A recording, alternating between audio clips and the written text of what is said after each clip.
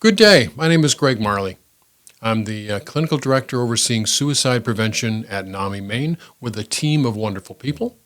And this is NAMI's Suicide Prevention Podcast. It takes all of us, because truly, it does. Every one of us. I want to open up the conversation today, and I want to talk about stigma. And I want to talk in depth about some of the stigma that's around suicide. And think about it. What did you learn growing up? What kind of got settled into your bones about how comfortable you are talking about or acknowledging suicide? Think about how you see it in the world, how it's framed in an obituary or when people talk, how often you hear about it rather than suicide. Really, there are few things more stigmatized than suicide. We talk about almost everything. Sometimes we talk about almost everything too much. And yet we still remain largely silent when it comes to suicide. The actor Glenn Close said, and she has been a wonderful advocate around mental health, and she said the same thing about mental illness, that we rarely talk about it, we remain largely silent. And if we're silent about mental health concerns like mental illness, we are so silent about suicide. And let's talk a little bit about where that comes from. It comes from ourselves and our families. And I'll talk about my family soon. It comes from our largely Judeo-Christian heritage, where there's such a sin associated with suicide in so many Christian religions, which silences us once again. But it even comes to the part of the world where we choose to live.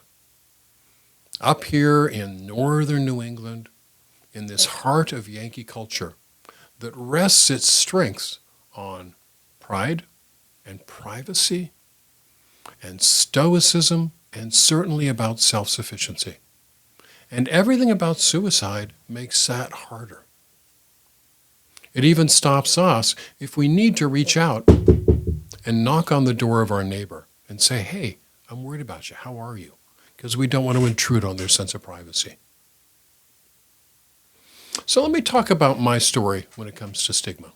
I've done another podcast talking about my grandfather and his death by suicide. But I want to back up that story a little bit. In 2008, on December 28th, 3 days after Christmas, my best friend took his life. My best friend who'd been struggling for a couple of decades with really a heightened, debilitating anxiety and depression, and even a little paranoia when he got ill. And Paul took his life that day and pretty much devastated me. I was one of the last people, my wife and I, to talk with Paul and have a full engaged conversation. And it didn't work. But it was only after Paul's death, when I was talking to my mother who knew him and had spent a fair amount of time with him when she was up here visiting Maine. We were talking about Paul's life and his death. And in the middle of that conversation on the phone, my mother dropped this little bomb. She said, well, Greg, that's how your grandfather and your great-grandfather died. And I said, what, of suicide? And she says, yes. I said, no, I didn't know that. She said, of course you did. I told you. And in my mind, I didn't tell her at that point. I was thinking, now I already do suicide prevention as a large part of my work. I think I would have remembered that, Mom. I really think I would have. And in her mind, my grandfather died in 1966 when I was about 11 and a half. And I remembered his death well. I never knew it was a suicide. And I talked to my 3 older siblings, 2 years, 3 years, and 4 years older than me. I said, did you know that Grandpa Yope's death was a suicide? And they said, no. And that right there, my friends, that is stigma. That's stigma as carried forward for 41 years by my mom, who without a doubt said, When I think they're ready, I'll tell them. And at some point in her mind, she probably had decided that she had told us. Because I have no question, my mother was not fibbing when she said that she was sure she told us. I'm sure she remembered it that way. And somehow over the years and the decades, it became that silent part of her existence. So she lived with that awareness, with the pain that caused, for 4 decades. That's stigma, where we seek to keep things secret or not to tell the neighbors or to not let them out, to keep it a private family story. We seek to want to have it go away. So I never knew my great-grandfather. I never knew about his death until I talked to my mother later. And he died when my grandfather was about 13. And he took his life. So the stigma of suicide really touches us all. We know about it in how people write an obituary after a death, where most often what you see is that coded language. Died suddenly, died unexpectedly at home, especially.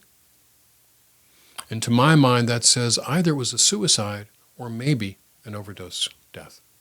And maybe that overdose death was a suicide. But that's even moving forward pretty strongly from what it has been. And every now and then, I see a family write an obituary. And they say, as my friends who lived in the town next to me said that about their daughter. They said, Amelia died after a struggle with depression and substance use. I think they even said valiant struggle.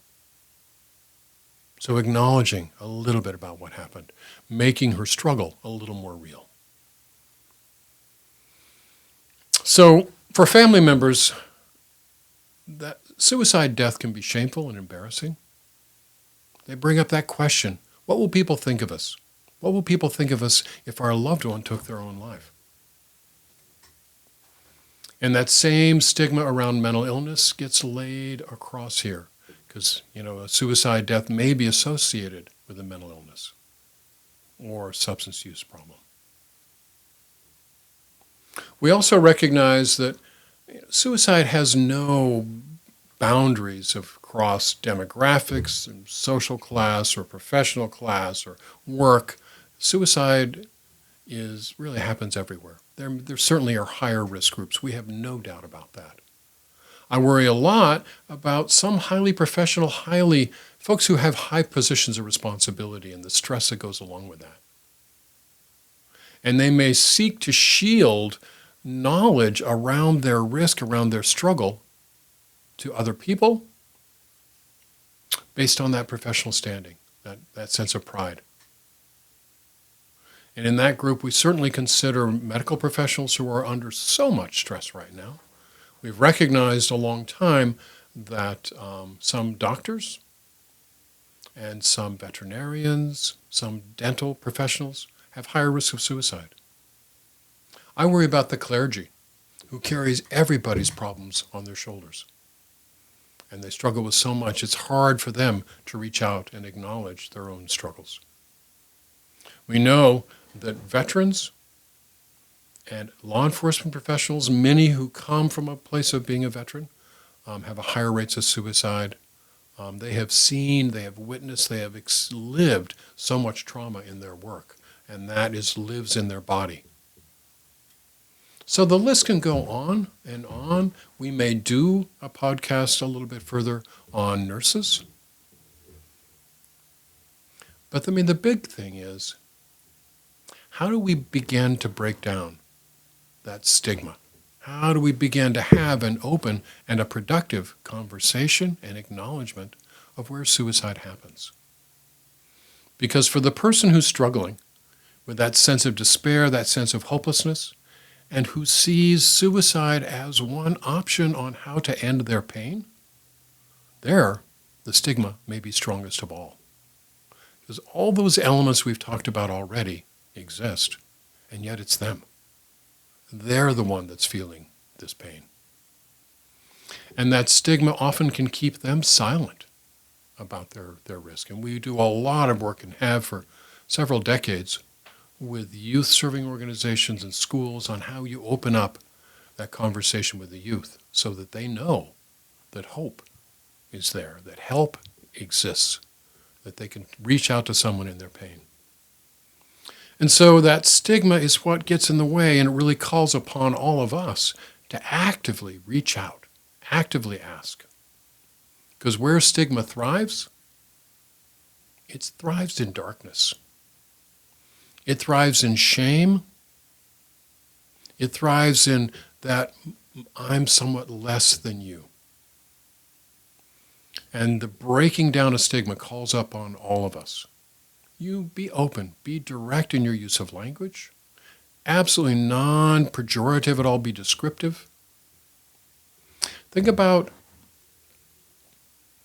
the young people who struggle to open up those doors and who they open those doors to when they're looking for help.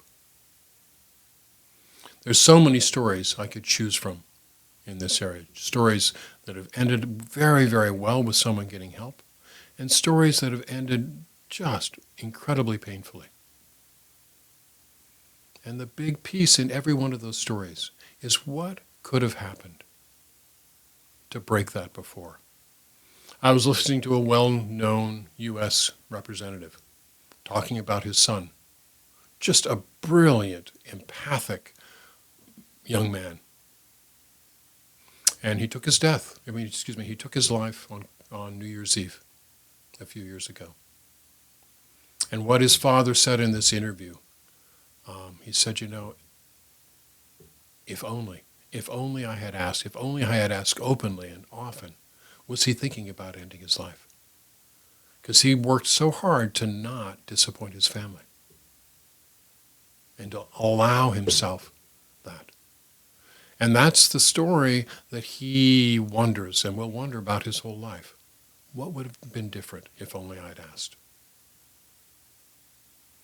And I know too many parents and loved ones and friends and coworkers who carry that same story. So what can we do? Think about it. How do you reach out to someone recognizing that the stigma they carry around their pain may keep them silent? And silence is the problem. How do you do it? So become comfortable. Become comfortable talking about suicide, and recognize though you see the changes in someone that make you worry, that make you think, I wonder how they're doing. That's your invitation to break that isolation. With my friend Paul, in the end, he never let on at all that he had made a decision he was thinking about and then made a decision to end his life. He did not want to be stopped. He was shielding everyone else, and he was isolated in his stigma. So be comfortable reaching out and learn how to ask and learn how to talk. If someone dies by suicide and that death was self-inflicted and seemed to be intentional, you call it a suicide. They took their own life.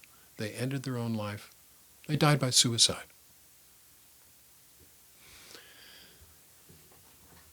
What you please don't do, don't call it a successful suicide. It hurts my teeth to hear that. It's the wrong use of successful. And if someone struggles and they're really in pain and they make an attempt to end their life, make a suicide attempt, call it that.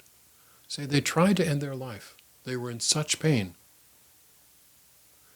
Don't call it a failed suicide or a failed attempt.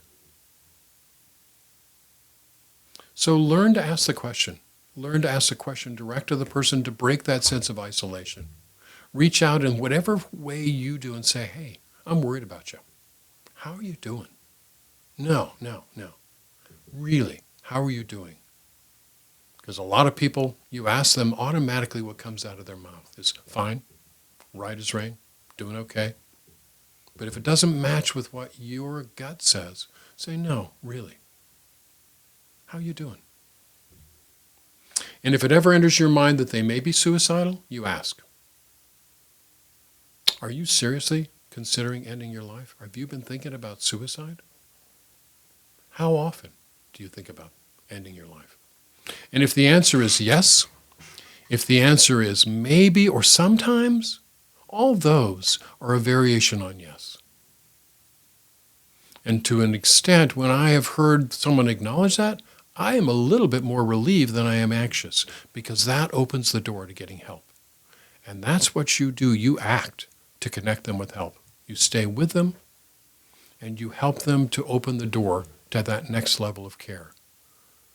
Talk about a warm handoff. You, in this case, are the warm handoff. And that's what we mean, because really, ending the stigma around suicide involves not only the person struggling and the families who've had those losses or those attempts, but us as their neighbors and their friends, their coworkers, their classmates, showing we care and reaching toward them with help. Because breaking the stigma is up to all of us, just as suicide prevention is up to all of us. So I wish you well, and look around you. Who needs that connection? Who needs your help in breaking the stigma around their pain? Be well. Thank you.